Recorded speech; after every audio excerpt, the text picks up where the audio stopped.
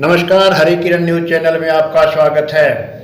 अपनी बेबाकी और दूसरों की पोल खोलने के लिए मशहूर आम आदमी पार्टी हरियाणा के प्रवक्ता एवं किसान मोर्चा के वरिष्ठ उपाध्यक्ष मनोज राठी ने अहम खुलासा किया है।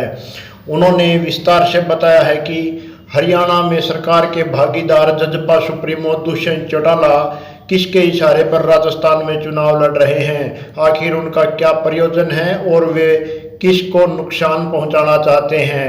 यही नहीं, उन्होंने भाजपा द्वारा जारी किए गए घोषणा पत्र को भी छलावा बताया और कहा कि भाजपा केवल राजस्थान के लोगों को छलना चाहती है।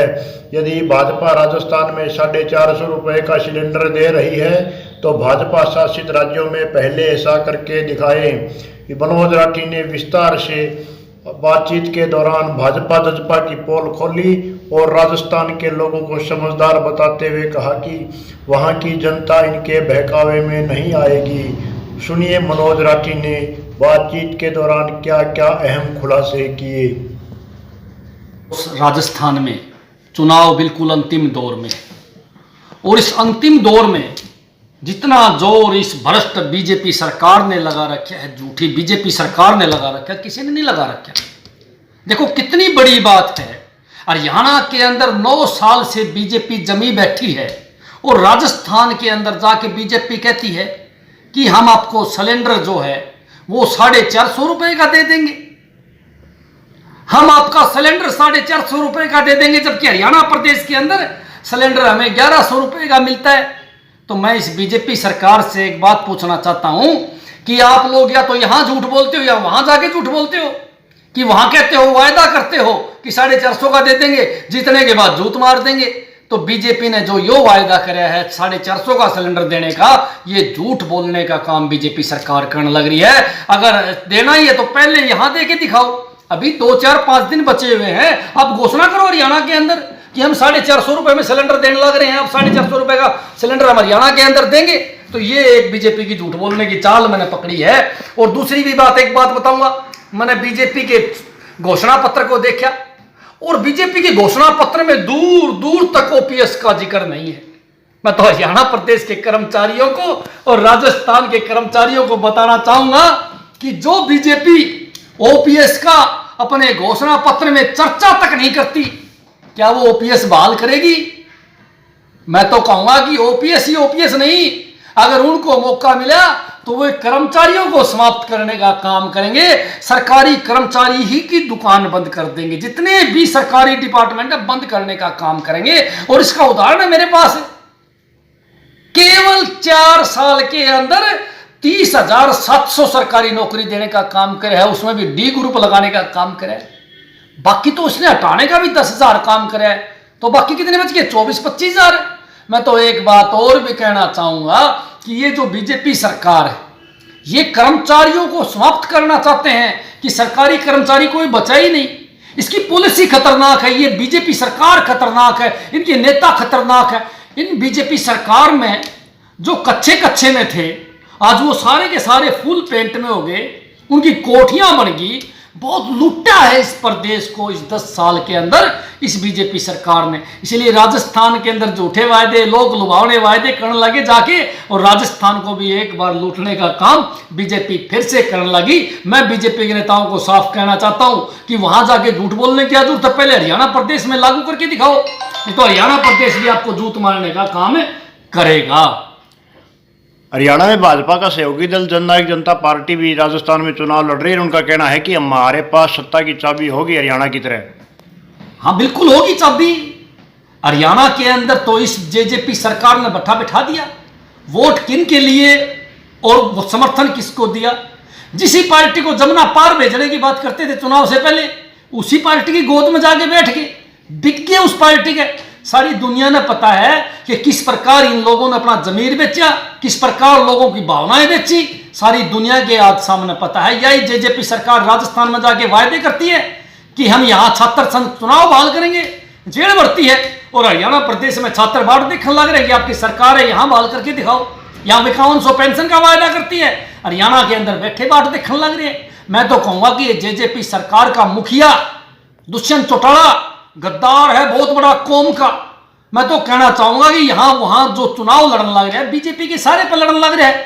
बीजेपी ने रुपये दे के उतार रखा है इसको, ताकि बेनीवाल को वहां कमजोर किया जाए, उसको हरवाया जाए, ताकि वो उभर के न आ जाए। मैं तो साफ कहना चाहूंगा कि बीजेपी ने अपने फायदे के लिए दुष्यंत चौटाला को यूज किया है, और जाट कौम का नाश करने के लिए आदमी पैदा हुआ किसी का नहीं है। आज जाट कौम के पीछे पड़ा हुआ है, जहां बेनीवाल खड़े है उसको हराने के लिए इसने तिकड़मबाजी शुरू कर रखी है, और पिछले दिनों से काफी कमजोर बेनीवाल को इसने कराया है। मैं तो एक बात और कहना चाहूंगा, आज अगर कोई बेनीवाल का सच्चा दुश्मन है तो ये दुश्मन है उसका अब आपका दुष्यंत चौटाला। सारी दुनिया के सामने भी नेल्लो भी पार्टी थी, वह भी चुनाव लड़ सकती थी, वह नहीं लड़ी। या काल की बनी हुई पार्टी राजस्थान में जाके चुनाव लड़ने लगी, राजस्थान में रैली करता है, हरियाणा से बसें भर भर की जाती हैं और वो उनको झूठ बोल के ले जाता है। इसका मतलब क्या है कि साफ साफ इसमें एक षड्यंत्र की बू आती है, और हमें पता चला है कि किस प्रकार ये वहां षड्यंत्र के तहत बेनीवाल को हराना चाहता है। तो बेनीवाल के खिलाफ तो कांग्रेस और भाजपा भी चुनाव लड़ रही है, आप दुष्यंत पे आरोप अकेले क्यों लगा रहे हैं? आपको ऐसा क्या पता लगा कि दुष्यंत ही ऐसा कर रहा है? फिर दुष्यंत अंडे लेट खतर जा रहा वहां। सारी दुनिया को पता है कि किस प्रकार इसने बेनीवाल को खत्म करने के लिए राजस्थान में अपना पड़ाव डाला है, किसके इशारे पर गया है। फिर राजस्थान में चुनाव लड़ना तो वही की जनता इकट्ठी करे, हरियाणा से लोगों को क्यों ले जाओ बार बार? हर जगह हरियाणा के लोग वहां बिठा रखे हैं। मैं तो कहूंगा कि एक भी सीट पर इसकी जमानत नहीं बचेगी। सारी दुनिया को पता है कि किस प्रकार ये कौम का दुश्मन है वहां जाके बेनीवाल को नुकसान करने लग रहा है, कि कहीं बेनीवाल 25-30 सीट न जीत जाए और कहीं बेनीवाल सत्ता का केंद्र न बन जाए। इसलिए उसको समाप्त करो, और उसको समाप्त करने के लिए बीजेपी ने इसको हायर कर रखा है। बीजेपी का एजेंट है ये, सारी दुनिया को पता है। सारी दुनिया को पता है कि बीजेपी को किस तरह फायदा हो, उसके लिए काम करता है। हरियाणा के अंदर भी उसी की भाषा बोलता है और वहां भी उसी की भाषा बोलता है। आपके पास कोई ठोस ठोस भी है या आरोप ऐसे है? नहीं, ठोस सबूत हमारे पास है। जितनी सीटों पर इसने जो बंदे खड़े करे हैं, आप एक एक सीट उठा के देख लो, वहां जो कैंडिडेट खड़े हैं वे प्योर और प्योर हनुमान बेनीवाल को नुकसान करने लग रहे हैं। हनुमान बेनीवाल की पार्टी में जो थोड़े बहुत नाराज हुए, उसको इसने अपनी पार्टी में मिलाने का काम करा, टिकट देने का काम करा, ताकि उसको डैमेज किया जाए। मैं तो बार बार कहना चाहूंगा, ये हमारे आरोप नहीं, सबूत के साथ है कि ये जाटों का सबसे बड़ा दुश्मन है। अगर जाट का कोई दुश्मन है तो दुष्यंत चौटाला आपने देखा नहीं? पिछले दिनों ये सोनीपत में जाके चुनाव लड़ा था, सारी दुनिया के सामने था। ये जीत में जाके इसने अपना भाई उतारा, हर जगह अपने भाई को हरवाने का काम इसने कराया। अब अपने भाई को इसने राजस्थान भेज दिया, जा भाई वहां काम कर, क्योंकि ये रुपए लेते हैं, सिर्फ ये पैसे लेके काम करने वाले हैं। मैं तो कहूंगा कि इनसे तो अच्छे नाच गा के रुपए कमाते हैं, वो भी अच्छे हैं।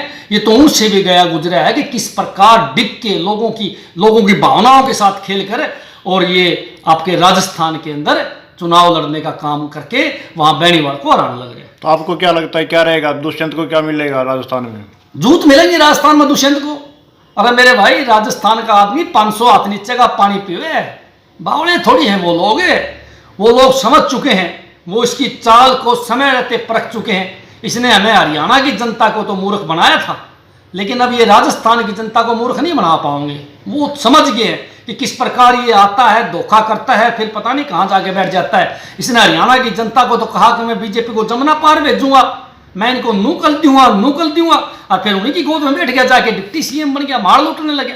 सारी दुनिया को पता है किसान आंदोलन में लोगों ने इसके हेड़े काटे, नोरे काटे कि आप इसको छोड़ दो, लेकिन फिर भी नहीं छोड़ा, क्योंकि धन का लालची, रुपए का लालची, माल कमाने का लालची है। और सारी दुनिया को बेरा किस प्रकार ये भ्रष्ट आदमी आज प्रदेश को लूटने लग रहे हैं। राजस्थान सहित 5 राज्य है चुनाव वाले, उनमें आपकी पार्टी का क्या भविष्य रहेगा? हमारी पार्टी काफी निर्णायक भूमिका में रहेगी, और हर स्टेट के अंदर हमारी पार्टी चुनाव में कई सीटें जीतने लग रही हैं।